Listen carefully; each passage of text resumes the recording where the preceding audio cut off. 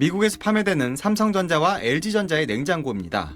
지난 6월부터 철강 파생 상품으로 분류돼 철강 함량만큼 50% 관세를 부과받았습니다. 오늘부턴 알루미늄 파생 상품으로도 분류돼 알루미늄 함량만큼 50%의 관세가 추가로 매겨집니다. 미국 상무부가 확대한 철강 알루미늄 파생 상품은 407종입니다. 이 중 냉장고의 지난해 대미 수출액은 16억 달러에 달합니다. 철강과 알루미늄 함유량이 높은 품목에 대해서는 당연히 이제 부담이 클 수밖에 없고요. 냉장고 같은 대형 가전도 지금 대상이 될 걸로 보여집니다. 특히 철강이 많이 쓰이는 변압기와 전선, 엘리베이터, 건설 기계류 등은 타격이 더 클 전망입니다. 대표적으로 철강 함량이 높은 품목들이지만 자동차나 가전과 달리 미국 내 생산 시설이 제한적이기 때문입니다. 굴착기 같은 경우에 철강제 품목 관세율인 50%를 곱해서 관세가 매겨진다는 얘기죠. 철강 알루미늄과 거리가 있어 보이는 화장품도 예외가 아닙니다. 한 해 대미 수출 규모가 12억 달러에 달하는데 미국은 화장품 용기에 들어가는 알루미늄까지 따져 관세를 부과하기로 했습니다. 기업들에겐 비상이 걸렸습니다. 관세가 앞으로 이제 트럼프 행정 기간까지 끝까지 유지가 될 것으로 보이고 있는데 정말 그 기간 동안에 어떻게 또 변화가 있을지. 미국 정부는 다음 달 철강과 알루미늄 파생 제품에 대한 현지 업계의 관세 부과 신청을 추가로 받는다고 밝혀 대상 품목이 더 늘어날 수도 있습니다. 주식시장에선 철강과 알루미늄 사용이 높은 전력기기와 건설기계의 종목 주가가 큰 폭으로 하락했습니다. SBS 홍효재입니다. 반도체 관세 예고는 애플이 미국 내 투자를 1,000억 달러 더 늘리겠다고 발표한 자리에서 나왔습니다. We'll be putting a tariff on of approximately 100% on chips and semiconductors. 이 말대로면 자동차에 이어 두 번째로 대미 수출 규모가 큰 품목이어서 한국 경제에도 상당한 부정적 영향이 불가피합니다.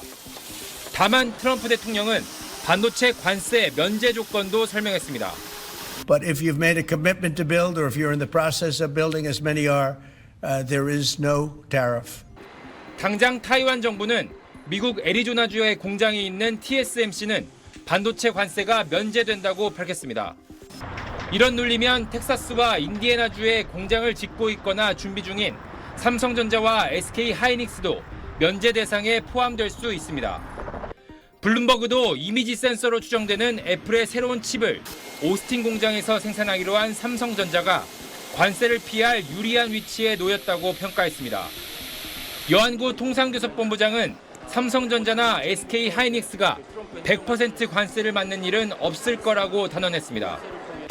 이유는 미국과 반도체에 대해서도 15%의 관세를 적용하기로 합의했다고 밝혔는데 우리도 최애국 대우를 약속받았기 때문입니다.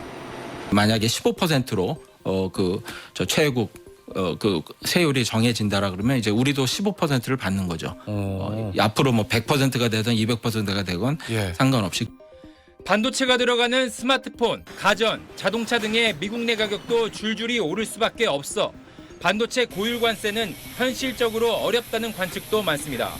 메모리 반도체는 대만도 수출하지 않기 때문에 우리나라밖에 없는 거예요. 우리의 경쟁력이 떨어진다라고 하기에는 그렇게까지 피해가 없을 것 같다는 거죠. 국내 업체들은 이르면 다음 주 발표될 반도체 관세의 구체적인 범위와 조건에 대해 촉각을 곤두세우고 있습니다. SBS 김관진입니다. 지난달 우리나라 수출은 608억 2천만 달러로 지난해 같은 달과 비교해 5.9% 증가했습니다. 미국으로의 수출도 103억 3천만 달러로 1.4% 소폭 증가했습니다. 하지만 6월 1위였던 대미 수출은 중국과 아세안에 이어 3위로 내려앉았습니다. 여러 가지 불확실성, 그다음에 트럼프 행정부가 들어와서 관세 부과의 영향 등이 있어서 지금 감소 추세. 철강을 비롯해 자동차와 부품 등에 부과된 관세 영향이 가시화된 결과입니다.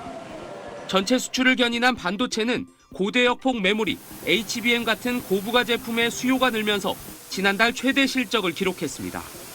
하지만 품목 관세 부과 전 이른바 밀어내기 수출 물량이 상당 부분 반영된 것이라는 분석도 나옵니다. 관세 부과되기 전에 가격 상승이 올 수 있다 해서 스마트폰, PC, 반도체들 미리 선구매해가지고 생산을 미리 해놨어요. 문제는 15% 상호관세 적용으로 FTA 효과가 사라진 앞으로입니다. 자동차의 경우 기존엔 일본보다 유리했던 관세 조건이 상대적으로 더 불리해졌습니다. 일본은 2.5%에서 15%로 12.5%포인트 높아졌다고 한다면 우리는 FTA 때문에 0%였다가 15% 된 거기 때문에 우리가 결과적으로는 데미지가 더 클 수밖에 없는. 주력 수출 품목인 반도체도 미국이 조만간 품목 관세 부과를 예고한 가운데 관세율이 10에서 15% 수준에 이를 거라는 전망도 나옵니다. 여기에 관세 인상으로 인한 미국 내 제품 가격 상승과 수요 위축, 미국 내 인플레이션 장기화 가능성까지 현실화하면 하반기 수출 여건은 한층 더 어려워질 것으로 보입니다. SBS 엄민재입니다. 15톤짜리 강판 코일이 천천히 들어 올려집니다. 대형 특수 프린터가 얇게 핀 강판 위에 벽돌 문양과 질감을 입히자 고급 가전제품이나 건축 내외장재에 쓰이는 컬러 강판이 완성됩니다. 이런 고부가 가치 제품은 일반 제품보다 마진이 2배 이상입니다. 고부가치 제품의 경우에는 고객사 입장에서는 대체 불가능하기 때문에 어느 정도 방어는 하고 있지만 대미 철강 관세율이 50%로 높아진 상황에서 철강업계는 이런 고부가 제품 위주로 수출하고 중국산 저가 공세로 수익을 내기 어려운 범용 제품에 대해선 아예 생산 라인 가동을 줄이거나 멈추는 투트랙 전략으로 버티고 있습니다. 지난해 우리 철강 업체들은 미국에 276만 5천 톤을 수출했습니다.